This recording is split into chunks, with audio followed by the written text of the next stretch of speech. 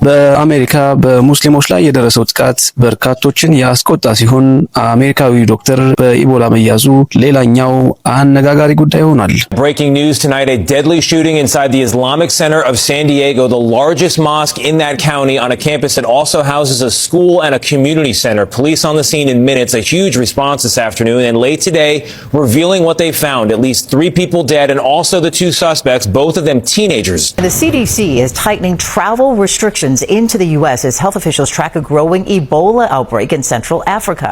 An American doctor working in the Democratic Republic of Congo has tested positive for a rare strain of Ebola after treating patients at a hospital in eastern Congo. ሰላም ጤና ይስጥልን። ዛሬ በዓለም አቀፍ ደረጃ ከፍተኛ ትኩረትን የሳቡና እጅግ አሳሳቢ የሆኑ ሁለት ታላላቅ ዓለም አቀፍ ዜናዎችን ይዘን ቀርበናል። የመጀመሪያው መረጃችን በአሜሪካ ካሊፎርኒያ ግዛት ውስጥ በሚገኝ አንድ የእስልምና እምነት ተከታዮች ማዕከል ላይ የተሰነዘረውን የሰዎችን ሕይወት የቀጠፈውን ዘግናኝ የጥቃት ክስተት የሚመለከት ሲሆን ሁለተኛው ደግሞ በአፍሪካ የተቀሰቀሰውን አደገኛ የኢቦላ ወረርሽኝ ተከትሎ አንድ አሜሪካዊ ዶክተር በቫይረሱ መያዙንና ይህንን ተከትሎ አሜሪካ የወሰደችውን አስቸኳይ የደህንነት እርምጃ እንዳስሳለን። ወደ ዝርዝር መረጃዎቹ ከመሸጋገራችን በፊት እንደተለመደው ቪዲዮውን ላይክ ማድረግ እንዳይረሳ፣ ለቻናላችን አዲስ የሆናችሁ ሰብስክራይብ በማድረግና የደወል ምልክቱን በመጫን ሁልጊዜ የምናደርሳችሁን ወቅታዊና ታማኝ መረጃዎች በፍጥነት እንዲደርሷችሁ እንድታደርጉ እንጋብዛለን። አሁን ቀጥታ ወደ መረጃዎቹ እናልፋለን። Yeah, we are hearing from the San Diego Police Chief as we go to air this hour. Jane, he has confirmed that 3 people have been killed in this active shooter situation. ሰኞ ዕለት በካሊፎርኒያ ግዛት ሳን ዲያጎ ከተማ በሚገኘው ትልቁ የእስልምና እምነት ማዕከል ላይ የተቀሰቀሰው የወንጀል ጥቃት በመላው አሜሪካ የሚገኙ የሙስሊም ማህበረሰባትን በከፍተኛ ድንጋጤና ሐዘን ውስጥ ጥሏል።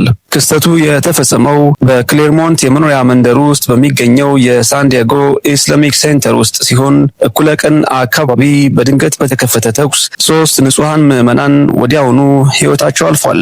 እንደ ሳን ዲያጎ ፖሊስ መምሪያ መረጃ ከሆነ ጥቃቱ እንደተሰማ የጸጥታ አካላት በቦታው በደረሱ በ4 ደቂቃዎች ውስጥ ማዕከሉን መክበብ የቻሉ ቢሆንም ገዳዮቹ ግን ከዚያ ቀደም ብለው ጥቃቱን ፈጽመው ከአካባቢው ተሰውረው ነበር።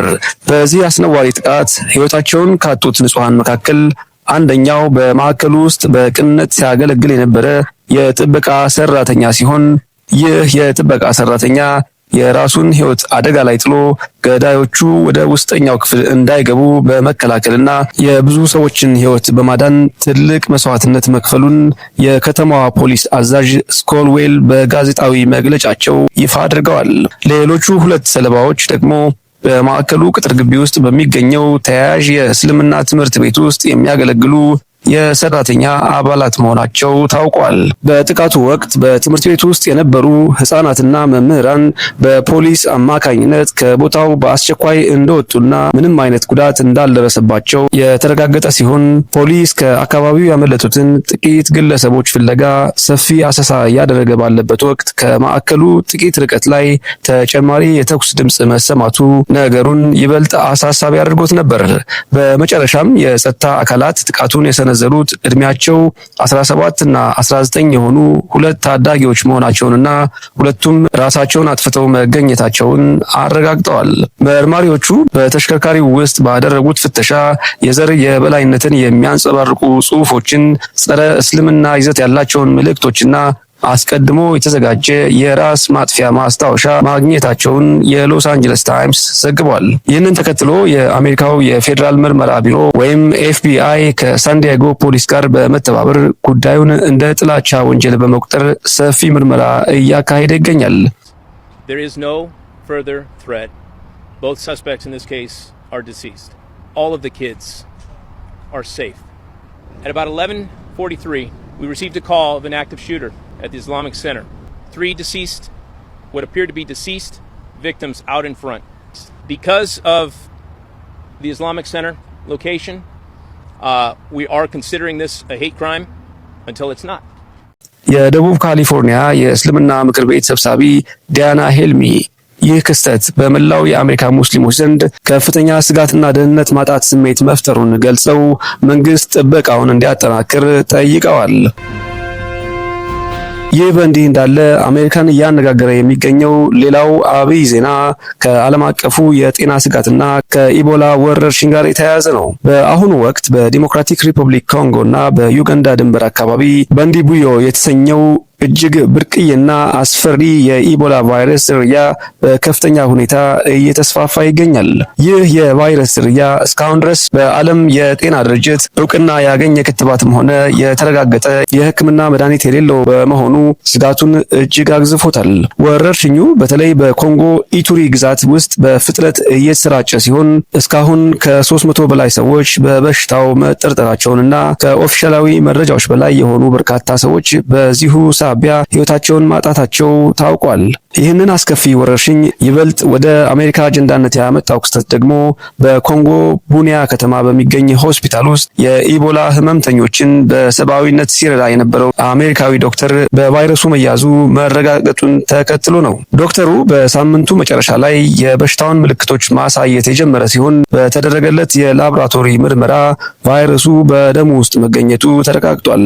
የአሜሪካ የበሽታ መቆጣጠሪያና መከላከያ ማዕከል ወይም ሲዲሲ ከአሜሪካ የውጭ ጉዳይ ሚኒስቴር ጋር በመተባበር በቫይረሱ የተያዘውን ዶክተር ፒተር ስታፎርድን እና ከእሱ ጋር የቅርብ ንክኪ የነበራቸውን እንዲሁም ለከፍተኛ አደጋ የተጋለጡ ሌሎችን 7 አሜሪካውያን የዶክተሩን ባለቤት ጨምሮ በአስቸኳይ ከኮንጎ በማውጣት ወደ ጀርመን ሀገር እንዲጓዙ እያደረገ ይገኛል።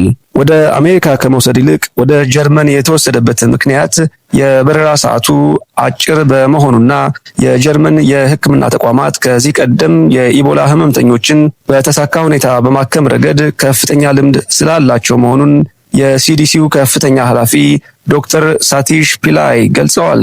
የዓለም የጤና ድርጅት ይህንን ወረርሽኝ የዓለም አቀፍ የህዝብ ጤና አስቸኳይ አደጋ አድርጎ ያወጀ ሲሆን የአፍሪካ ሲዲሲም በበኩሉ ወረርሽኙን አስመልክቶ አስቸኳይ የአህጉር አቀፍ ንቁ ዝግጅት እንዲደረግ ጥሪ አቅርቧል።